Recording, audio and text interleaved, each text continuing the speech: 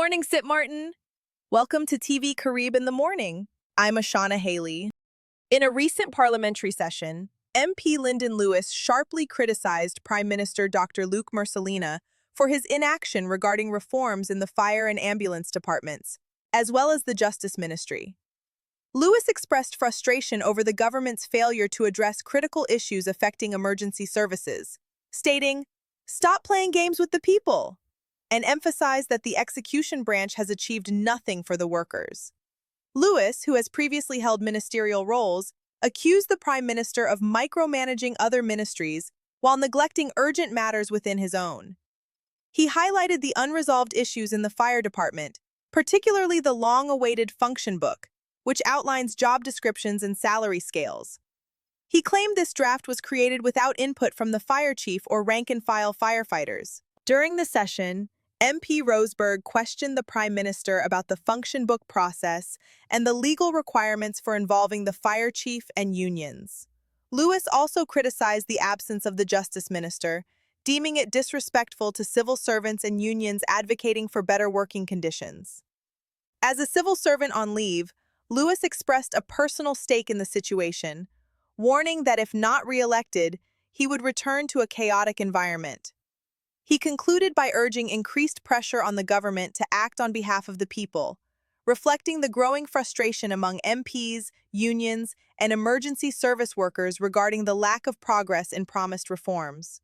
The public now awaits the Prime Minister's response to these pressing issues. Minister of Public Health, Social Development and Labor, Richanelle Brugge, presented to Parliament on November 17, 2025, regarding ongoing issues within the ambulance department, which have been inherited and are being actively addressed. Key concerns highlighted include outdated legal status, disparities in pay, challenges with vacation day accumulation, need for updated job descriptions, alignment with standards in Aruba and Curaçao. Brugge emphasized the ministry's efforts to review these issues to ensure compliance and fairness. He provided a timeline of actions in 2025, noting significant milestones such as the introduction of a draft covenant on August 27th, aimed at formal negotiations, and ongoing consultations with staff. Despite a go-slow action taken by the ambulance department in solidarity with the fire department, the ministry maintained open dialogue. On October 6th, the ambulance department expressed readiness to begin formal negotiations, pending the appointment of a representative from the Department of Personnel and Organization. Brugge outlined that several internal initiatives have been implemented to prepare for restructuring, with all necessary legal frameworks already outlined. He expressed optimism about moving forward quickly once P&O is involved. In closing, Brugge reaffirmed his commitment to a structured resolution process, stating that significant progress has been made and that the ministry is ready to finalize negotiations promptly. In more news, Member of Parliament Egbert J. Duran has formally placed the reintroduction of military-based training opportunities for St. Martin youth on the national agenda, describing it as a realistic and strategic response to the island's rising youth delinquency and growing community concerns. The initiative, which existed prior to 10-10-10, previously offered young participants structure, discipline, and direction. MP Duran is now advocating for its return as part of a broader national approach to youth development. In a powerful address in Parliament, MP Daryl York criticized Prime Minister Dr. Luke Mercelina for failing to address a crisis affecting frontline emergency workers in St. Martin. York accused the Prime Minister of hiding behind excuses and ignoring a two-decade-long issue that has escalated into a national emergency. York described the Prime Minister's recent presentation as 7 excuses wrapped in administrative language, asserting that it failed to acknowledge the real crisis of trust between the government and emergency workers. He rejected the Prime Minister's claims of inheriting the situation, stating that the real problem is a lack of understanding and respect for the workers. Highlighting a letter from the Prime Minister to the union, York argued that it failed to resolve the ongoing issues and was seen as just another unfulfilled promise in a long history of neglect. He presented a 2003 government letter with similar commitments that were never honored, emphasizing the need for legally binding agreements instead of political correspondence. York expressed concern that the Prime Minister's focus on procedures and paperwork overlooked the urgent needs of emergency workers, warning that lives could be at risk if immediate actions are not taken. He called for concrete steps to restore motivation and respect for the workers, urging the Prime Minister to address the trust crisis directly to prevent further deterioration of the situation.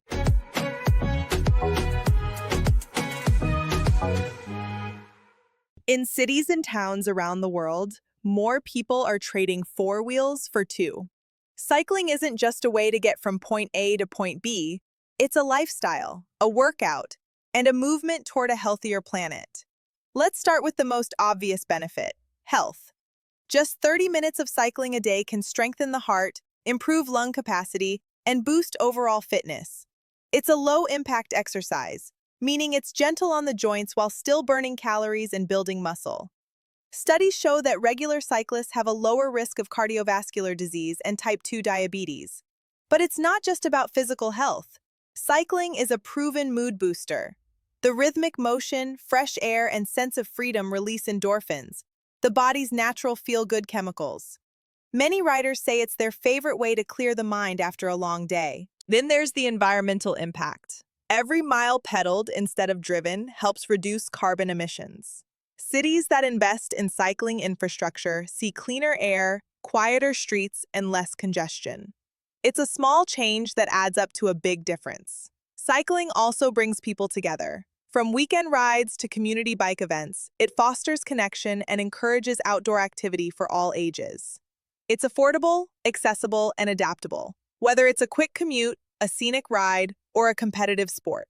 So whether it's for fitness, fun, or the future of the planet, cycling offers something for everyone.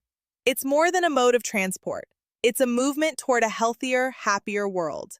Grab a helmet, hop on a bike, and join the ride. The road to better living starts with a single pedal stroke.